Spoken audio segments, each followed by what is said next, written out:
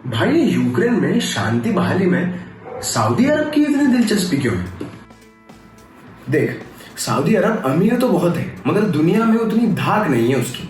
इसीलिए विशेषज्ञों का मानना है कि सऊदी अरब ने वैश्विक मामलों में अपनी धाक जमाने के लिए यूक्रेन शांति योजना मामले पर सम्मेलन आयोजन करवाया। यही वजह रही कि सऊदी ने इस 2 दिवसीय सम्मेलन में अमेरिका, चीन, भारत सहित दुनिया के 40 देशों को न्योता भेजा।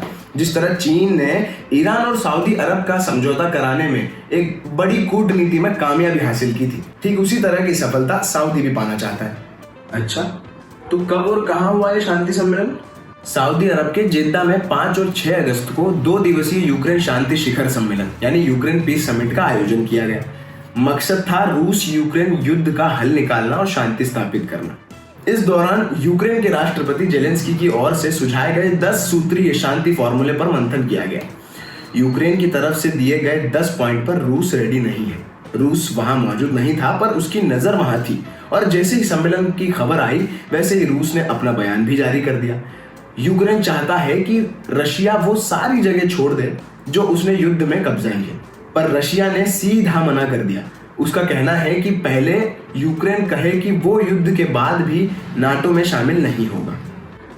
बात तो सही है भाई, शांति तो बननी चाहिए। अच्छा, भारत की तरफ से कौन गया इस सम्मेलन में? भारत की तरफ से भारत के राष्ट्रीय सुरक्षा सलाहकार NSA अजीत डोभाल भी इस सम्मेलन में शामिल हुए। उन्होंने शनिवार को कहा कि रूस यूक्रेन संकट को सुलझाने के लिए एक चिरस्थायी और समग्र समाधान ढूंढने के लिए भारत एक एक्टिव साझेदार बना रहेगा। अंदर की बात बताना भाई, और क्या हुआ सम्मेलन में? बुआ बनने का शौक है तुझे? अंदर की खबर चाहिए, सुन। शिखर सम्मेलन के दूसरे दिन ग्लोबल साउथ के साथ विपक्षी चर्चा हुई जिसने यूक्रेन संकट के दौरान तटस्थ या सहयोगी के रूप में रूस का समर्थन किया। यूक्रेन और उसके पश्चिमी समर्थकों के वरिष्ठ अधिकारी भी साथ आए जिसमें अमेरिका और यूरोपीय संघ भी शामिल है। चीन पहली बार इस फोरम में हिस्सा ले रहा है। ये यूएन से बाहर की एक मीटिंग थी जिसमें सब यही चाह रहे थे कि ये युद्ध रुके क्योंकि सबके अपने अपने फायदे हैं। सब युद्ध शांति के तवे में अपनी अपनी रोटियां सेकना चाहते हैं, पर अच्छी बात तो यह है कि सब युद्ध रोकने में लगे हुए हैं। और NSA चीफ ने कैसे अपना पॉइंट रखा?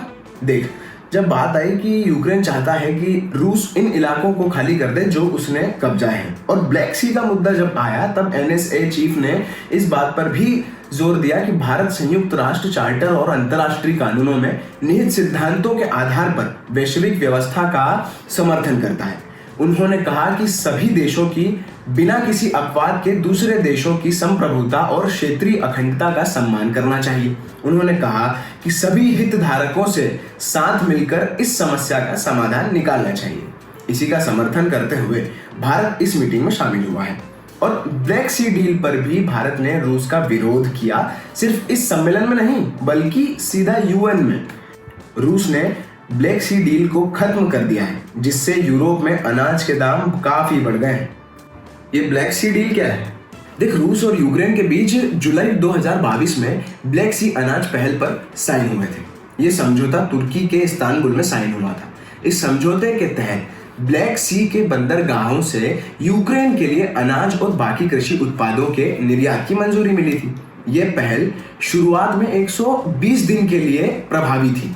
नवंबर 2022 में इसे 120 दिन के लिए बढ़ाया गया था और 18 मार्च 2023 तक के लिए इसे विस्तार मिल चुका था। उस समय रूस केवल 60 दिनों के लिए सौदे को बढ़ाने पर सहमत हुआ, लेकिन अब रूस ने इस समझौते को खत्म कर दिया। उल्टा यूक्रेन की ऐसी जगहों पर हमले किए जहां वो अनाज रखा हुआ था। ये सही जवाब था यार। और मैंने सुना कि भारत ने रेल लाइन को लेकर भी सऊदी अरब से कुछ बातचीत की है। हाँ, बहुत पहले से भारत की कोशिश खाड़ी देशों को ट्रेन नेटवर्क से जोड़कर अपनी राजनीतिक उपस्थिति को मजबूत करना है। भारत ने संयुक्त अरब अमीरात से रेल लाइन बिछाने पर बातचीत भी शुरू कर दी है भाई। वहीं अब सऊदी अरब को भी इस रेल लाइन में जोड़ने का विचार किया जा रहा है और इजराइल ने तो पहले ही सऊदी अरब तक रेल नेटवर्क बनाने का ऐलान कर दिया है। ऐसे में अजीत डोभाल सऊदी अरब को साध कर भारत के लिए रेल नेटवर्क में शामिल करने की जुगत में भिड़े हुए हैं भाई। वाह भाई वाह। चल अब मैं चलता हूँ यार। कहाँ? अरे भाई, मेरे मोहल्ले के किंटू पिंटू आपस में झगड़ लिए, अब मैं जाऊंगा। उनके बीच भी शांति समझौता कराऊंगा और मोहल्ले में पावरफुल बन जाऊंगा।